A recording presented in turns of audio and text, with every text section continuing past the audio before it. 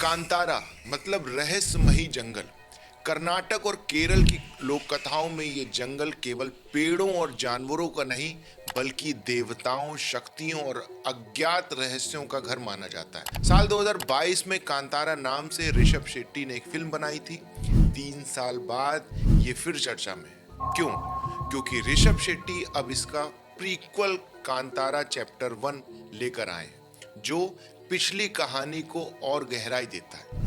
लेकिन आज हम फिल्म की नहीं बल्कि उन देवताओं की कहानी बताएंगे जिन पर यह फिल्म आधारित है। गुलिगा देव और पंजुरली देव कौन है ये, इनके जन्म की कहानी क्या है, दोनों की पूजा साथ में क्यों होती है और भगवान शिव और भगवान विष्णु से इनका क्या नाता है। दंत कथाओं के मुताबिक एक दिन माता पार्वती ने एक मरते हुए वराह शिशु पर दया की और उसे कैलाश पर्वत पर अपने पुत्र की तरह पाला। वो वराह बड़ा हुआ, शक्तिशाली बना, लेकिन उग्र था। जब उसने धरती पर आकर फसलें नष्ट करनी शुरू की तो भगवान शिव क्रोधित हुए। माता पार्वती के प्रेम को देखकर शिव ने वराह को जीवन दान दिया, पर साथ ही ये संदेश भी दिया कि अब तुम मानव और प्रकृति के रक्षक बनोगे। वही वराह बाद में पंजुरली देव कहलाए, जंगलों, खेतों और जीवों के संरक्षक। उनकी पूजा आज भी दक्षिण भारत के गांव में सबसे पहले की जाती है, क्योंकि माना जाता है जहां पंजुरली प्रसन्न है वहां कोई संकट नहीं टिकता। कहानियों में कहा गया कि पंजुरली जंगल के बीच रहने वाले लोगों के लिए न्याय का प्रतीक भी है। जब गांव में अन्याय होता है तो ये देवता अपनी शक्ति दिखाकर लोगों को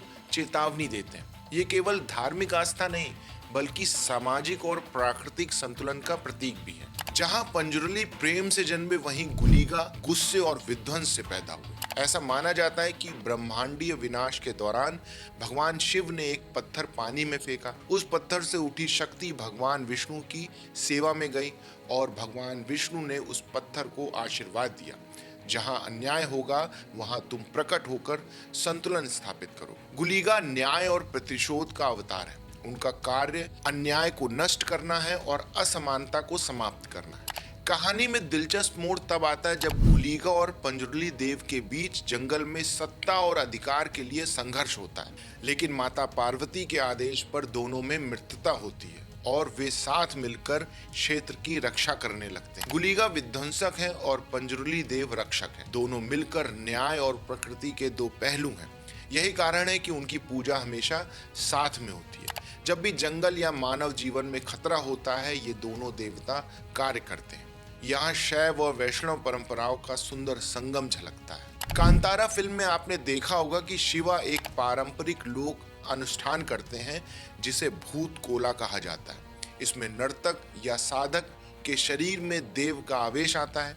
असल में ये परंपरा हजारों साल पुरानी है। ऐसा माना जाता है कि केरल के कावू जंगलों में आज भी यही देव आवेश की घटना होती है। साधक के शरीर में देवता उतरते हैं, उनकी आवाज बदलती है, कभी आशीर्वाद देते हैं, कभी न्याय सुनाते हैं। ये पूरी प्रक्रिया मंत्र, ढोल और अग्नि की ऊर्जा से होती है। गुलिगा और पंजुरली देवता न्याय, सुरक्षा और प्रकृति के संतुलन के प्रतीक हैं। उनकी पूजा और मान्यता ये सिखाती है कि इंसान और प्रकृति का संबंध गहरा और पवित्र है। अगर कोई भूमि, जंगल या निर्दोष पर अन्याय करता है तो देवता स्वयं हस्तक्षेप करते हैं। इन लोक देवताओं की जड़ें केवल दक्षिण भारत तक सीमित नहीं है। भारत के गांव में आज भी ऐसे असंख्य रक्षक देवता पूजे जाते हैं जो अपनी जड़ों में प्रकृति और लोक जीवन से गहराई से जुड़े हैं। उत्तर के गांव में डीह बाबा, बरम बाबा, बूढ़म बाबा सब इसी परंपरा का प्रतीक है। उत्तराखंड में जागर के समय देवता कलाकारों पर उतरते हैं। राजस्थान के करौली मंदिर में देवी भगत पर आती हैं और बिहार के थावे माता मंदिर में आज भी भक्त रहसु भगत की कथा